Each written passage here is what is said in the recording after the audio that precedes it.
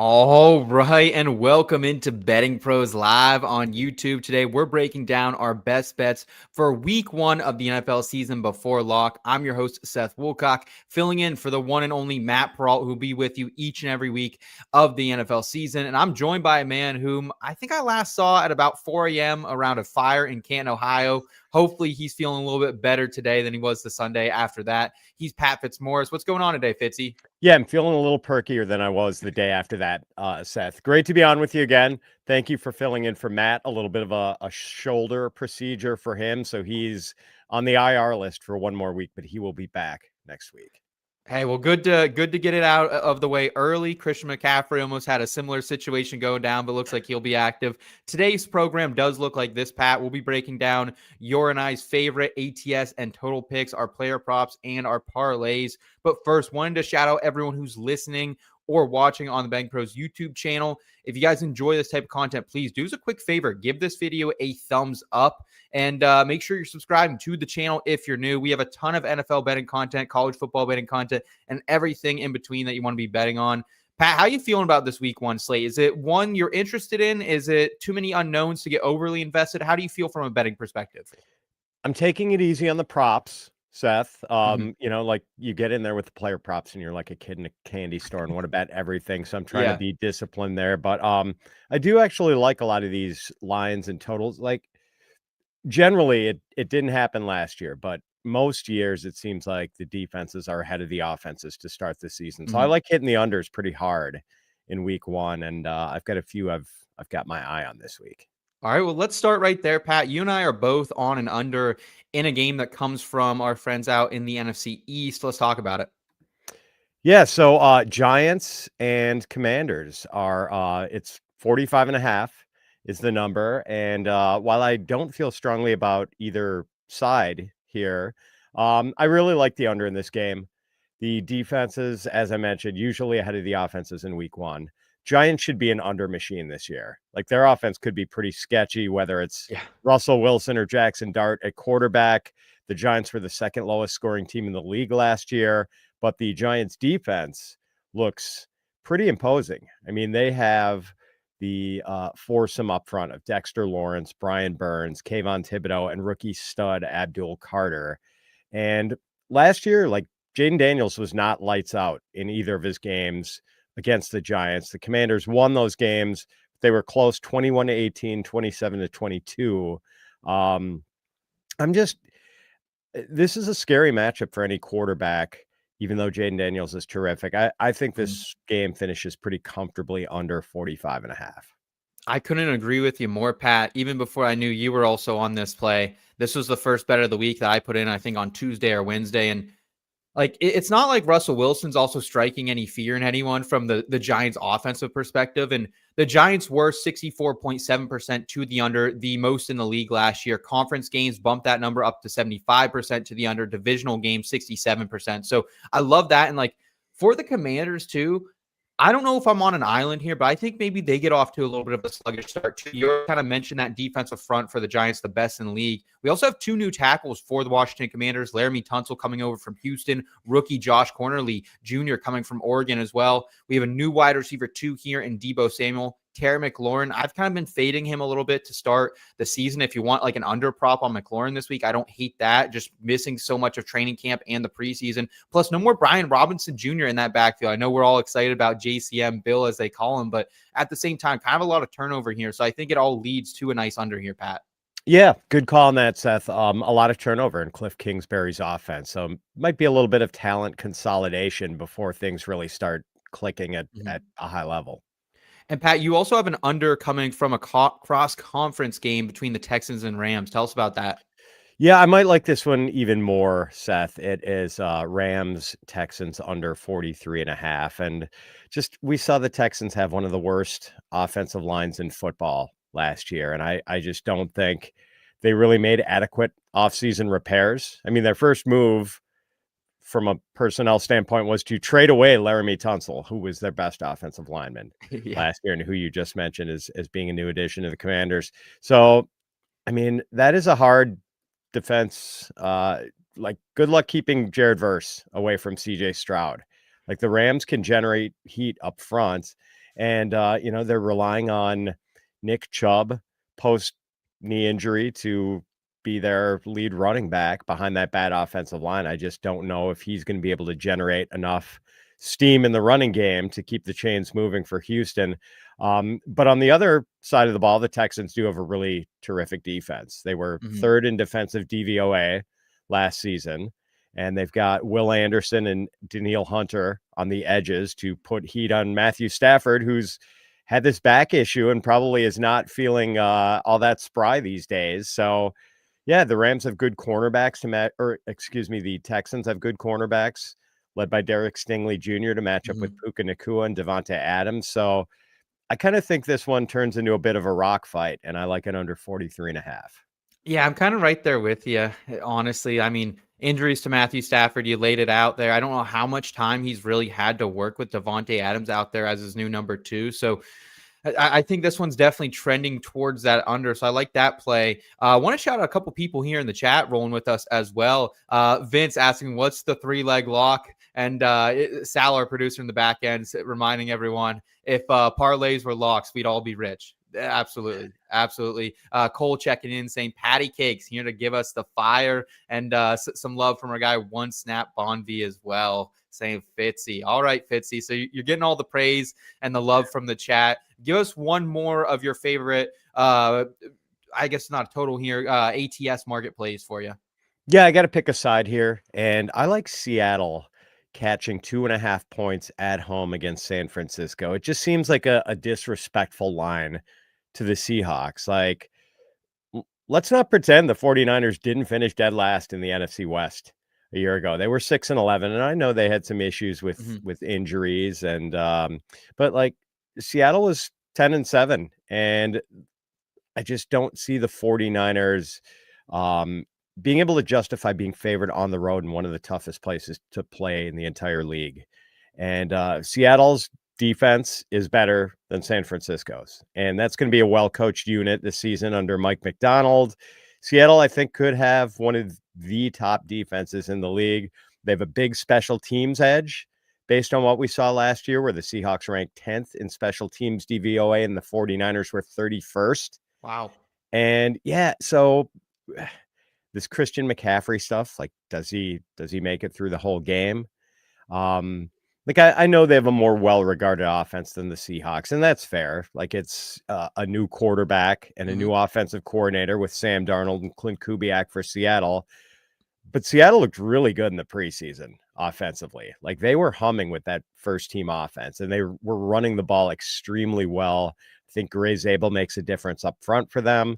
So I love Seattle in the 2.5 points. Like, I think they're probably going to win outright this week. I think it's a sharp play, man. Not to glaze you up at all, but like the thing I like about the Seahawks too is like they played their guys in the preseason, right? I mean, Jawan Jennings has been sitting out with the contract issue, the injury that he's been dealing with. I think we're all in love with Ricky Pearsall from a fantasy perspective, but still a lot of question marks if he can be the true number 1 option there, specifically running out of that slot position as well. So lot of question marks, I think, for the 49ers when you're going to a place like Seattle that, I don't think it's the same type of environment it was back in the days of the 12th man and the just booming defense they had back in those Super Bowl runs with Russell Wilson, but still a great place to play. And I think Sam Darnold could very well surprise some people, especially if, the Busch Light drinking Gray Zabel can help that pass blocking at all. So I like that. For my only ATS play of the week I have out there right now, it is the Bengals -5, -110 against the Browns. Look, I've been looking at this line all week, Pat. I didn't know if I was going to get invested with it because it is the type of situation that we know that Bengals traditionally, they start slow. I was on that Patriots week 1 money line a year ago at this time. But look, the Bengals, they've played their starters in the preseason. They've been trying to avoid getting out of the gate slow like they have in previous years. The only player that really sat out training camp was Trey Hendrickson. And I think it matters a little bit less with pass rushers because, they're signed up to do one thing. And I do think we see some points scored here, but I trust Joe Burrow to keep it somewhat clean, take advantage of potential short fields that a gunslinger like Joe Flacco could provide him. And since Joe Burrow was drafted by the Bengals as well, folks, he is 7-3 ATS against the Browns, covering in 3 straight against Cleveland. So I'm here on the Bengals. Pat, does that make you feel not the best inside backing the Bengals in week 1? The one thing that worries me about the Bengals, I mean, we saw Cincinnati stub their toe against New England last season in Yeah. week 1. And, the Browns defense isn't a pushover, and Joe Flacco makes the passing game dangerous, at least, although Flacco could also just hand the game to Cincinnati with 2 Yeah. or 3 interceptions and just single-handedly torpedo anyone who likes to bet home dogs. So, the only thing, Seth, is that the Bengals, like, their star power at the skill position, it's shiny, but that might be the only thing to like about this team. The Yeah. defense is pretty bad, and the offensive line could be pretty below average. So I'm a little nervous about that one. Mhm. I get it. Like, if Burrow is clicking, they probably do cover this pretty easily. But I know that Patriots opener from Yeah. last year Yeah. scares me. Yeah, there are certainly some very big question marks there in Cincinnati. I'm gonna hope to back Joe Burrow here and that he comes through for me. Lenny saying in the chat, Cleveland line defensive line is good, secondary not the best, but the Bengals defensive in general is so bad. Give me Cleveland +5. All right, Lenny. Hey, hasn't been a hot weekend for me so far. 1-3 yesterday in the college football betting landscape, so maybe you should be fading me here. And before we keep it moving, I did want to remind everyone about our new presenting sponsor. It is Hard Rock Bet. Everyone knows about the Hard Rock hotels, the casinos, and you can now use the top-rated Hard Rock Bet sportsbook to place your bets all NFL season long and beyond. Hard Rock Bet is the only legal sportsbook in the state of Florida. Kind of surprising because we know they like to get rowdy down there in Broward County, but Hard Rock's got you covered if you're in Florida. They're also available in Arizona, Ohio, New Jersey, Indiana, Tennessee, Virginia, Illinois, and Colorado, with more states launching all the time. You can also play on Hard Rock Bet's online casino if you are in the state of New Jersey. And from here on out, you will see us use Hard Rock Bet lines whenever we're talking about the games as we gear up this NFL season. Make sure you're heading over to Hard Rock Bet, make a $5 bet, and you'll get $150 in bonus bets if your bet wins. So make sure you guys are getting invested with Hard Rock Bet. Sign up and make your first deposit today.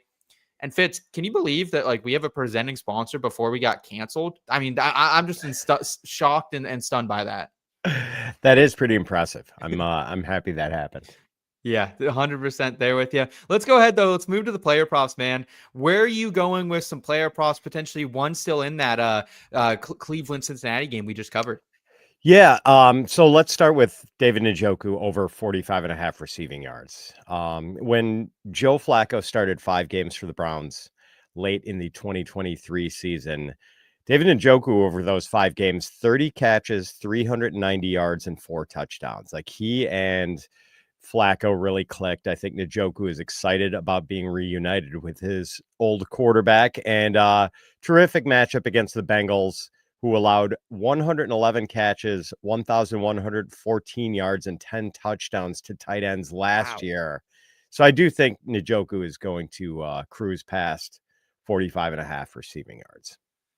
Yeah, man, I'm excited to see what Njoku can do. We know there's a lot of hype for Harold Fannin Jr. I think a lot of us got to meet his family out there in Canton at the Fantasy Football Expo a couple of months ago. But I think right off the bat here, Njoku's had previous success with Flacco. It sets up well for him. For my first prop of the day, I'm going to go back to that Seattle game. Give me Jackson Smith-Njigba over 4.5 receptions, -168. I'm going 2 units down on this. And this is a classic example for me. I know people don't like to drink the juice, but you only pay the juice if you lose here. And every book has this line at 5.5 receptions, except for one that did have it at 4.5. So that alone is showing some potential EV for me. And the BP projections right now, they have JSN projected at 5.6 receptions, so well over this line. And it is a new look 49ers secondary. No more Travarius Ward, no more Hufanga there at safety as well. And a pretty questionable pass blocking line in Seattle. I like it against the run and what they can do up front there, but I think JSN continues to eat here underneath. He averaged 5.9 receptions last season, and that was an offense led by DK Metcalf. He is now the clear number 1 option, so I'm expecting him to capitalize on that position early. Pat, your thoughts on this play and your next prop as well? Yeah, no, I do think it's a really good play, and I, have not bet that myself, but I might have to add that onto my card, Seth. There you go. What else do you So, have for us here, Pat? Yeah, I'm going to go with the under on Calvin Ridley's receiving yardage at 51.5 yards. I like Ridley a lot and invested pretty heavily in him in fantasy this year, but I don't Yeah. feel that great about his week 1 outlook with a really tough matchup against the Denver Broncos going on the road. So I don't know that you could present Cam Ward with like a tougher NFL debut at Right. Denver. The Denver pass rush, 63 sacks last year. And I think that was 9 more than the next closest team in terms of sacks. Patrick Surtain Jr. Out there trying to blanket Ridley. And Surtain, according to our own Derek Brown, when he shadowed receivers last year, only one of the receivers he shadowed exceeded 54 receiving yards, and 6 of the 7 he shadowed produced 40 or fewer receiving yards. And, just rookie quarterback facing a great pass rush Yeah. and a tough individual matchup for Ridley. It's just really hard for me to see him going over 51.5. Yeah, I have so much Titans exposure both in the betting markets and in fantasy, but I think it's a really, really tough spot for them. I like the under there for Calvin Ridley. Maybe we see a little Alec manner on the opposite side of the field as well. Just getting out of the gates hot, the talented rookie coming out of Stanford there. For me, Pat, I'm going with your guy. I know someone that you have a ton of exposure to in Dynasty and Redraft. It's Keon Coleman over 2.5 receptions, -120. I'm down 1.5 on this. And look, I just really want exposure to this game that has the highest total on the slate. I think Keon Coleman is my way into there. He's the Bills' clear X receiver this season. He's coming into year 2. Like we all know, Sean McDermott, pretty historically hard on these rookies, but Coleman now has a full season, another offseason under his belt as a pro. And even last year, he was only playing 60, 70% of the snaps, somewhere in that range. And Coleman hit this prop in 5 of his first 8 games, including 4 receptions in week 1. 3 against Baltimore in week 4. And while there's some absolute studs in that Baltimore secondary, one of them that just got paid, they're starting a rookie at safety, Malachi Starks. Also, Jair Alexander will make his Ravens debut as well. And I don't know how much Jair has left. I don't know if it was just a bad situation there in Green Bay, but he certainly wasn't the shutdown corner he was earlier in his career. So it's wheels up for me here on Coleman in week 1. Yeah, and he has reportedly had a pretty good camp, Seth. Mm-hmm. We saw him starting to come on last year, had a couple big games right before he sustained that wrist injury that caused him to miss a month and really just kind of sapped the momentum from his rookie season. But I do think he takes a step forward this year and maybe becomes like the lead receiver. I don't know if there's going to be a ton of target volume for him. Like he's not a Drake London type. Right. But Right. like this is a pretty low bar to clear as far as the reception over under. So I think this is a great call. Yeah, I was betting him in the postseason, like the over 1.5. I kept going back to the well with that. Didn't always pay out, but 2.5, I'll take it here in week 1. And speaking of your guys, Fitz, I don't think there's been anyone higher in the fantasy community than you on this next quarterback that you have an over for his rushing prop. Yeah, and it's Drake May, and it's so I don't know if I should be discouraged or encouraged about the prospects of Drake May going over 30.5 rushing yards by the weather forecast, because it's supposed to be pretty rainy to start the game. But that might sort of make it harder to throw the ball, and maybe Drake May does a little bit of scrambling around or running. And one of the things I like about his rushing outlook for this year, nearly all of his 421 rushing yards last season came on scrambles. Like there Right. just were not many designed runs. That was intentional. Then Patriots offensive coordinator Alex Van Pelt just sort of wanted to protect his rookie quarterback. It was, noble intent. But Josh McDaniels, new Patriots offensive coordinator. Last time he coached a mobile quarterback in New England, it was Cam Newton in 2020. Ooh. And Newton ran for about 600 yards and 12 touchdowns that year in 15 games at age 31. And there were quite a few designed runs for Cam that year. So as a sophomore at North Carolina, May had 698 rushing yards in 14 games, and college QBs get sack yardage deducted from their rushing total. So he was at with the 200 yards he lost in sacks last year, he was closer to 900 rushing yards in 14 games. This guy is an aggressive running quarterback. Averaged 38.3 rushing yards a game last year if you take out week 18 when he only played 3 snaps before getting pulled. So I think this is a pretty, even though 30.5 looks like kind of a tall number for a quarterback, I think May could clear this pretty easily. I'm here for it, man. This is another offense that kind of has a lot of turnover. I think the offensive line will be better after adding just an absolute weapon at that tackle position in the first round. And, I like Henderson. I've seen some people going over on his receiving and rushing yard combined mark there. And same with Stephon Diggs. I know people are excited to start him in fantasy, but I think, it's going to take some time there. And I think the one thing you can depend on is Drake May's legs. Like you said, just was an absolute clinic on the ground last year and wasn't getting designed rushing attempts. I think they'll make that right here in week number 1. So I like that play a lot. I'm going to get down and dirty with my last player prop here. It's not sexy. No one's going to like this, but give me Nick Chubb over 11.5 rushing attempts, -108.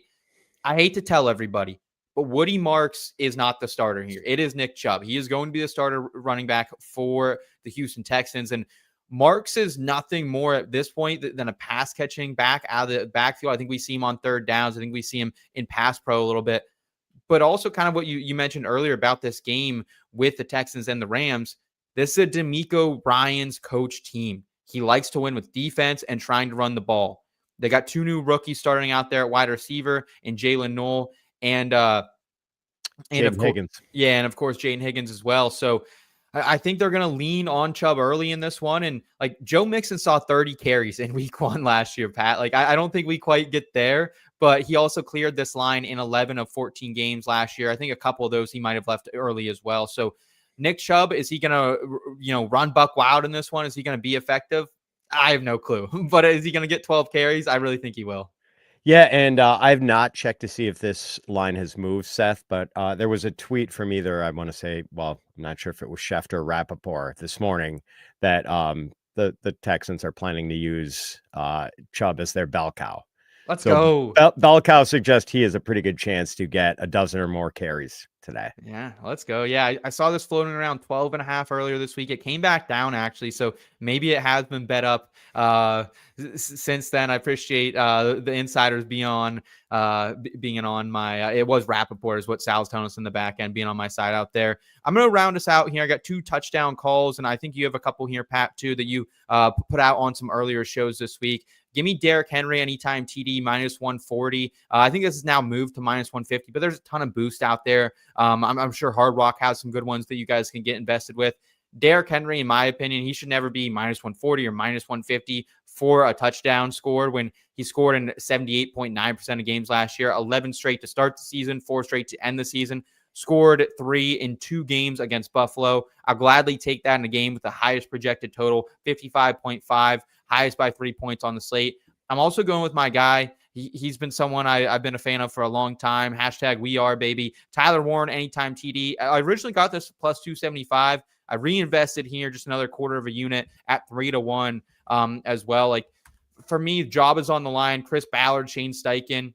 They benched Anthony Richardson. I think they got to get their big man involved that they used 15, top 15 draft capital on. So last year, I remember week 1, I took Wan'Dale Robinson, kind of a similar type of role I'm expecting Warren to have with Daniel Jones, a lot of short, over the middle type of stuff. And maybe, too, without Anthony Richardson out there, we see a little tush-push action from the 1 or a rushing attempt for him. So I'm really liking Warren. He caught 3 of 40 in his preseason debut. I think he has a similar fast start here in Indianapolis. What do you have as far as anytime touchdown calls, Pat? Yeah, I'm only going to give you one because I got to admit, Seth, I'm not a big anytime touchdown bettor, Okay. but we got to go with David Njoku. And, going back to the well on that, as I mentioned, 4 touchdowns in his 5 games with Joe Flacco when they played together at the end of the 2023 season. And in any time for him is +200, or excuse me, +250. Oh, wow. It looks like. So, I like those. I like those odds for sure. Let me give people like one more side I'm kind of interested in. Okay, And I don't know I'm going to be able to drum up any interest in this because it seems like the money has been moving towards the Jacksonville Jaguars in their game against the Carolina Panthers. It's Jaguars -4.5. Ooh. Just seems like everyone is really excited about what Liam Cohen might be able to do for the Jaguars offense. But Mastery of a new offensive system takes time, and the Panthers are 1 year further along with their offense under Dave Canales. And I think most people regard Canales as a pretty sharp offensive mind too. And last season, like before the Panthers week 11 bye, they averaged 16.7 points, 280.7 yards of offense per game. After their bye, 24.9 points a game, 322.7 yards of offense. So I know the Panthers defense isn't good, but neither is Jacksonville's. These two were Yeah. at the bottom of the league in defensive DVOA last year. Jaguars 31st, Panthers 32nd. This line is saying that the Jaguars are clearly better than the Panthers, and I just don't believe that. So I'm taking Carolina in the points. I don't know how anyone can back the Jaguars right now and lay points, right? Like if this was a pick 'em, I get it, but laying those many points, I'm Yep. okay with it. Will you sprinkle that money line at all, Pat, or is this really just a purely ATS play for you? I kind of like getting the 4.5 here, Okay. Seth. Like I think Okay. this could be a field goal game, and if I'm on the short end of it, I wanna take those points. Okay. Real quick reminder that you can actually track these bets and get line alert straight to your phone by downloading the Betting Pros app with Sportsbook Sync. You can automatically track your bets across all major books in just one spot. You can easily monitor your bet performance by sport and bet type, including game picks, props, and of course, parlays as well. You can create custom betting systems to find winning trends and profitable opportunities. And new users, you're going to get yourself 6 months for free on the Betting Pros premium side when you make your first deposit and wager at one of our partner sports books. Try out Hard Rock Bet. It's a great one if you're in one of those legal states as well. Learn more at bettingpros.com/premium. Real quick, want to get to a couple comments here in the chat. Another Cleveland money line. Yeah, I'm a Burrow fanboy this week. It is what it is here. Vader, we appreciate you hanging out with us. And some love for my lures as well from Vince saying Aaron Rodgers makes his Steelers debut on the road against the Jets. I don't know how to feel about it, but my gut wants to go with the Steelers money line. I feel like when the Steelers are on the road, I usually like them, but usually in a dog spot. So it's a little bit dicey there, Pat. But I do think the Lurs will come out on top of that one. Gun to the head, who would you be picking on the money line in that one? Gun to the head, I think I'd go Steelers, but Yeah. and I should mention, I know our guy Joe Pisapia loves the under in this game, even though the total of Ooh. 37.5, I think, is the lowest week one total we've seen in several years, going back to like 2020 or something like Yeah. that. So Yeah. I don't know how, like, I personally can't bet the under on a total that low this week, but it could be a rock fight for sure. There's no question. It definitely could, man. And Lenny in the chat with his favorite props for the day. I said people are on that Trayvon Henderson over rushing and receiving yards. Lenny is as well. He's gone on the Brian Thomas Jr. over and JT over 18.5 rushing attempts. I want nothing to do with the Colts, man. I want nothing to do with the Colts, but I understand he probably should get fed. That's not a bad line for JT. Yeah, you couldn't blame the Colts for trying to take the game out of Daniel Jones's hands and put it in Jonathan Taylor's breadbasket. So, John asking in the chat, Jonathan Taylor, and I think he's asking Brian Robinson Jr. overs. Is that what BB Robinson? I'm trying to think who else that would be here. Baker and Daniel Jones over. I can't get invested with Daniel Jones overs. I'm good on that. Any thoughts here on John's potential leans?